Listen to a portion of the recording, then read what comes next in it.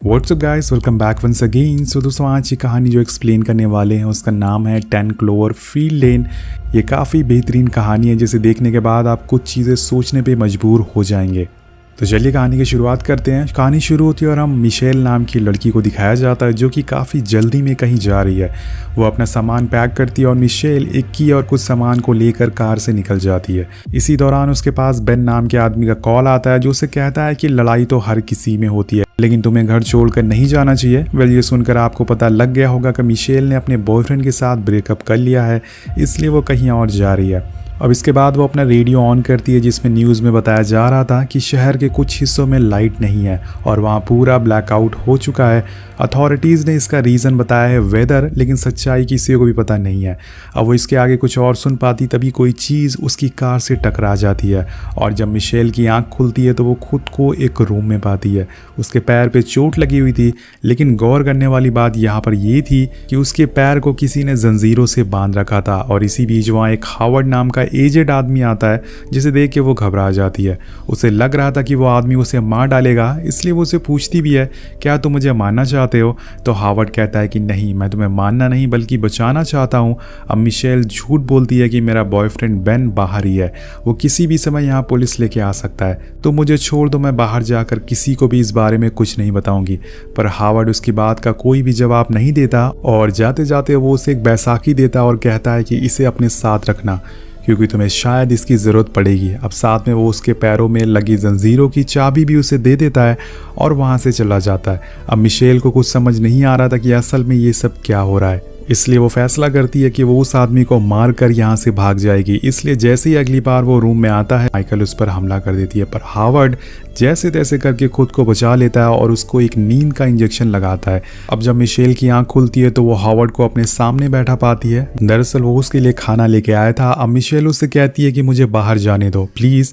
तो हावर्ड उसे बताता है कि हमारी दुनिया पे एक हमला हुआ है। अब ये तो मैं नहीं जानता कि ये किस तरह का हमला है, लेकिन हाँ इतना ज़रूर बता सकता हूँ कि पूरे शहर में जहरीली हवा फैल चुकी है, अगर तुम ऊपर गई तो मारी जाओगी। तो मिशेल पूछती है कि हम अभी कहाँ पर है? तो हावर्ड बताता है कि हम लोग मेरे फार्म हाउस के नीचे है। मैं ये बंकर काफ़ी सालों पहले से बना रहा हूँ क्योंकि मुझे पता था कि कुछ सालों बाद एक ऐसा समय आएगा जब इसकी ज़रूरत पड़ेगी। अब वो हवा जहरीली होने का कई रीज़न बताता है, उसे भी पता नहीं होता कि एक्चुअल में बाहर क्या हुआ है। वो कहता है कि हो सकता है ये हमला किसी बड़े देश ने किया हो या ये भी हो सकता है कि ये हमला मार्स से आए एलियंस ने किया हो। अब ये सारी बातें मिशेल को अजीब लग रही थी। वो सोचती है कि हावर्ड पागल हो गया है। मिशेल को अपने घर पर फ़ोन करने को कहती है, पर हावर्ड उससे बताता है कि तुम्हारे घर वाले मारे गए होंगे क्योंकि अब ऊपर धरती पर कोई भी इंसान जिंदा नहीं बचा है। तुम्हारी किस्मत अच्छी है कि जब तुम्हारी कार का एक्सीडेंट हुआ तो मैं वहाँ से गुजर रहा था। अगर तुम्हें ज़िंदा रहना है तो तुम्हें यहीं रहना होगा और हमारे साथ ही रहना होगा। अब उसके जाने के बाद मिशेल सो जाती है, पर थोड़ी देर बाद उसे बंकर के ऊपर किसी की कार की आवाज़ सुनाई देती है, जिसे सुन के वो उठ जाती है और देखती है कि गेट खुला हुआ है। अब वो बिना कुछ सोचे समझे गेट से बाहर आ जाती है जहाँ पर उसे एमिड नाम का आदमी मिलता है। यहाँ हम देखते हैं कि एमिड के हाथ में भी चोट लगी थी जिसकी वजह से वो ज़्यादा कुछ काम नहीं कर पाता था। तो यहाँ पर एमिड बताता है कि उसे खुद पता नहीं है कि वो कितने दिनों से यहाँ पर मौजूद है क्योंकि इस बंकर में सनलाइट नहीं आती है और ना ही कोई विंडो है और यहाँ पर दिन का पता नहीं चलता। अब इन दोनों की सिचुएशन देखकर ऐसा लग रहा था कि हावर्ड ने इन्हें बेवकूफ़ बनाकर यहाँ पर रखा हुआ है और तभी यहाँ पर हावर्ड आ जाता है। इस बंकर में उसने हर चीज़ को स्टोर करके रखा हुआ था। ऐसा लग रहा था कि उसे पहले से ही पता है कि ये सारी चीज़ें होने वाली है। अब मिशेल को और ज़्यादा भरोसा दिलाने के लिए वो उसे बाहर का नज़ारा दिखाता है जहाँ देखने पर सब कुछ नॉर्मल लग रहा था, लेकिन हम जब हावर्ड के जानवरों को देखते हैं तो वो हवा के कारण सड़ चुके थे। और तभी उसकी नज़र एक कार पर पड़ती है। ये वही कार होती है जिससे कि उसने टक्कर मारी थी। वो समझ जाती है कि हावर्ड उससे झूठ बोल रहा है। अब इन सब चीज़ों के पीछे ज़रूर उसी का हाथ है। इसके बाद वो दोबारा से अपने बंकर में आ जाती है जहाँ पर कुछ पल बाद एमिट आता है और इन दोनों के बीच में बातें होती है जिसमें एमिट बताता है कि मैं हावर्ड को काफ़ी सालों से जानता हूँ। वो असल में एक नेवी ऑफिसर है। उसे हमेशा से लगता था कि हमारे देश पे एक दिन हमला होगा और यही वजह है कि उसने ये बंकर काफ़ी सालों से बना रखा था। अब मिशेल उससे कहती है कि ये सब झूठ है, हावर्ड ने मुझे अगवा किया और फिर यहाँ बंदी बना लिया। लेकिन एमिड उससे कहता है कि नहीं, ये सच नहीं है। वो बताता है कि कुछ दिनों पहले मैं जॉब से घर आ रहा था और तभी मुझे एक तेज़ लाल कलर की रोशनी दिखी और तभी एक धमाका हुआ। उसके बाद से ही मैं यहाँ पर मौजूद हूँ। जब हमला हुआ था तो मैं भागते हुए यहाँ आ गया और मैं यहाँ पर खुद अपनी मर्जी से आया हूँ, मुझे यहाँ कोई ज़बरदस्ती नहीं लाया। अब मिशेल कहती है कि मैंने सुबह ही ऊपर एक कार की आवाज़ सुनी है, अगर ऐसा कुछ होता तो कोई बाहर कार से क्यों घूमता, ये सब झूठ है, तुम्हें किसने बताया है। अभी पीछे से आवाज़ आती है हावर्ड की।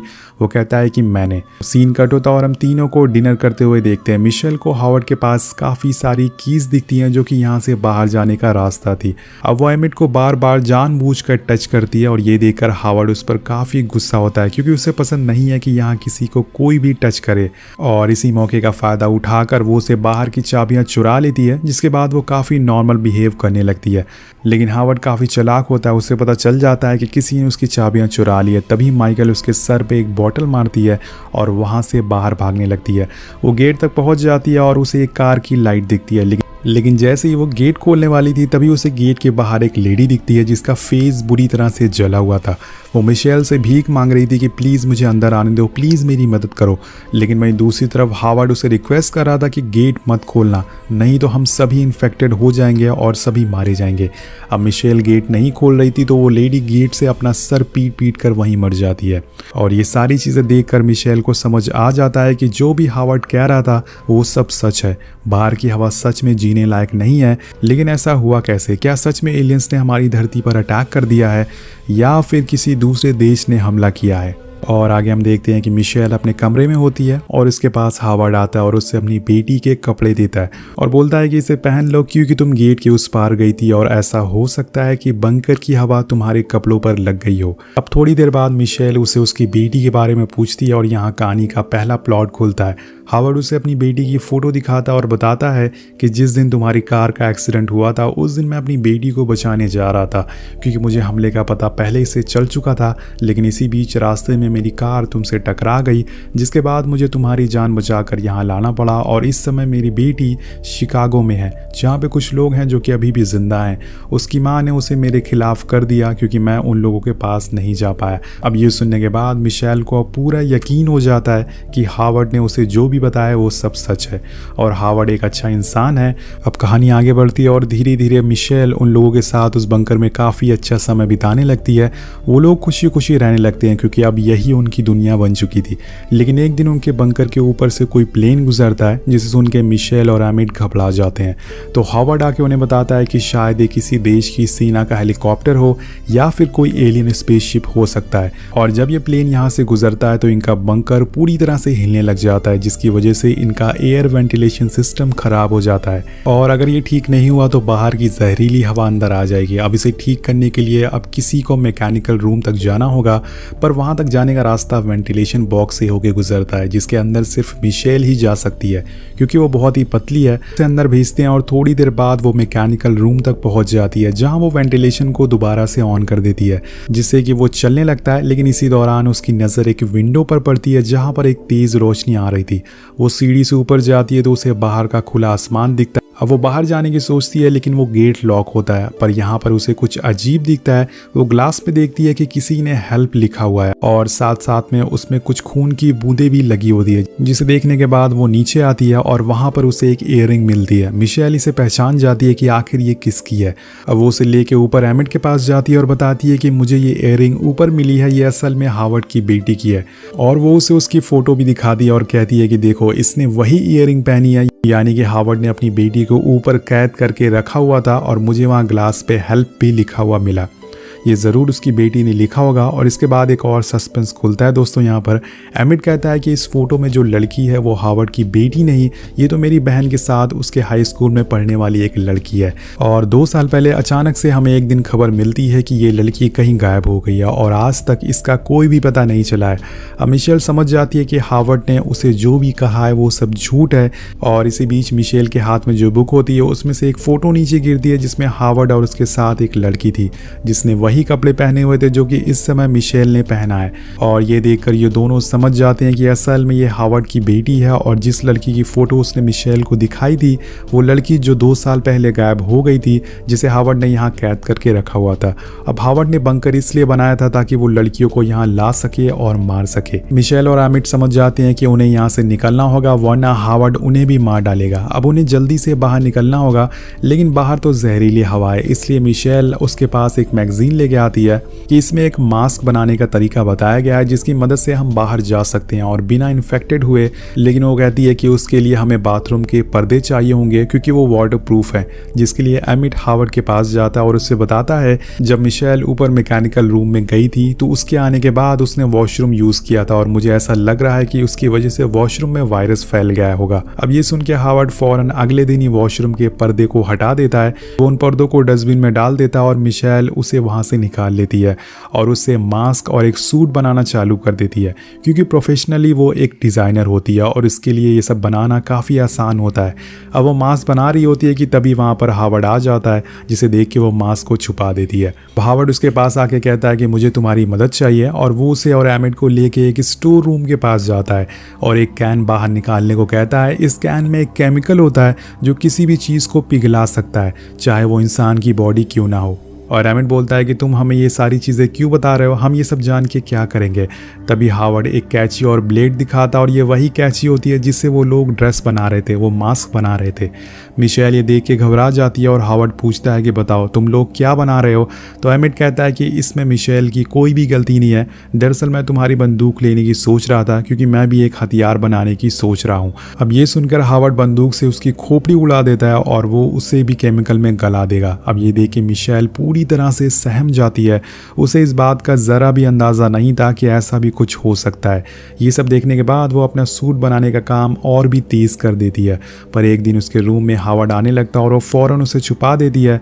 अब हावर्ड आता है और उसे खाना खाने के लिए चलने को कहता है, पर जाते उसे वो सूट दिख जाता है और इससे पहले कि वो मिशेल के साथ कुछ करता वो वहाँ से भाग जाती है और वही केमिकल हावर्ड के ऊपर गिरा देती है और मौके का फ़ायदा उठा के वहाँ से भागने लगती है। उसके जाने के बाद हम देखते हैं कि वहाँ एक वायर में आग लग गई है और इधर हम देखते हैं कि हावर्ड अभी भी जिंदा होता है। वो उस वेंटिलेशन पे चाकू से हमला करता है, पर मिशेल जैसे तैसे करके ऊपर मैकेनिकल रूम तक पहुंच जाती है और उस विंडो को ताले को तोड़कर बाहर कूद जाती है। अब कई महीनों बाद उसे आज खुले आसमान के नीचे सांस ली थी, वो बहुत ही अच्छा महसूस कर रही थी। उसने अपना सूट पहना हुआ था इसलिए उसे अभी तक कुछ भी नहीं होता है। इसी दौरान वो आसमान में पंछियों को उड़ते हुए देखती है और तब उसे पता लगता है कि ऐसा कुछ नहीं है, यहाँ की हवा बिल्कुल साफ है। वो अपना मास्क उतार देती है और ताज़ी हवा में सांस लेती है, लेकिन इससे पहले कि वो वहाँ से भाग सके उसे एक स्पेसशिप दिखता है दोस्तों, जो कि एलियन का होता है। मतलब सच में धरती पर एलियन ने हमला कर दिया है। अब मिशेल वहाँ से एक कार की तरफ भागती है और उसका गेट खोलने में ट्राई करती है, पर वो लॉक होता है, जिस वजह से उसका सायरन बज जाता है और वो स्पेसशिप साउंड डिटेक्ट कर लेता है और मिशेल की तरफ आने लगता है। मिशेल एक स्टोर रूम में छुप जाती है और यहाँ उसे एक सड़ी हुई इंसान की लाश मिलती है। ये वही आदमी होता है जिसकी बाहर कार खड़ी हुई थी। शायद ये भी अपनी जान बचाने के लिए यहाँ छुपा होगा, लेकिन इन्फेक्शन से मारा गया। और इसी बीच वो स्टोर रूम में एक एलियन आता है ये देखने के लिए वहाँ पर कोई है या नहीं। मिशेल उसे बच जाती है और उसके जाने के बाद वो देखती है कि सामने एक घर में लाइट जल रही है और वो उसकी तरफ बढ़ने लगती है। लेकिन दोस्तों असल में वो एक एलियन स्पेसशिप की लाइट होती है जो उसके पीछे थी। अब एलियन उसे देख लेता है, जिसके बाद वो अपने स्पेसशिप से एक हरे रंग का इन्फेक्टेड गैस छोड़ता है और यही गैस थी दोस्तों जिसकी वजह से हवा जहरीली बनती जा रही थी। अब मिशेल अपना सूट पहन लेती है, जिस वजह से वो स्पेसशिप उसके ऊपर से गुजर जाता है और उसे कुछ भी नहीं होता। अब जब वो स्पेसशिप बंकर के ऊपर से गुजरता है तो उसमें आग लग जाती है और एक बड़ा सा धमाका होता है जिसमें हावर्ड की मौत हो जाती है और वहीं मिशेल भागते हुए अपनी गाड़ी में जाके बैठ जाती है। पर एक एलियन उसे देख लेता है जो उसकी गाड़ी की तरफ आने लगता है और तभी हम देखते हैं कि स्पेसशिप अपनी मैग्नेटिक पावर को ऑन कर देता है, जिससे गाड़ी उसकी तरफ खींचने लगती है। और इसी बीच मिशेल अपना दिमाग लगाती है और उस गाड़ी में से एक शराब की बोतल देखती है जिसके ऊपर वो एक कपड़ा लगा के उसमें आग लगा देती है और उसे सीधा उस स्पेसशिप के अंदर फेंक देती है। और तभी वहाँ पर एक धमाका होता है, बूम, जिससे कि पूरा स्पेसशिप तबाह हो जाता है। मिशेल की गाड़ी भी नीचे गिर जाती है, जिसके फ़ौरन बाद वो कार को स्टार्ट करती है और दूसरे शहर की ओर बढ़ना चालू कर देती है। थोड़ी दूर जाने पर उसका रेडियो कनेक्शन वापस आ जाता है, जिसमें बताया जा रहा था कि हमने सदर्न एरिया को एलियन से जीत लिया। अगर आप में किसी भी तरह की खूबी है, अगर आप लड़ सकते हैं एलियन से या आपको मेडिकल चीज़ें आती हैं, तो आप हस्टन आ जाएं। आप जैसे लोगों की यहाँ पर ज़रूरत है। और ये सुनते ही वो अपनी गाड़ी घुमाती है और हस्टन की तरफ चल पड़ती है। इसका मतलब कई एरियाज़ में इंसान ने एलियन को हरा दिया है और वो उनसे लगातार लड़ रहे हैं। इसके साथ ये कहानी यहीं पे ख़त्म हो जाती है। तो दोस्तों इसका सेकंड पार्ट भी है जो कि काफ़ी अमेजिंग है। तो अगर आप उससे भी सुनना चाहते हैं तो नीचे कमेंट करके ज़रूर बताइएगा। मिलते हैं आपसे अगली वीडियो में। Thank you so much watching. Peace out.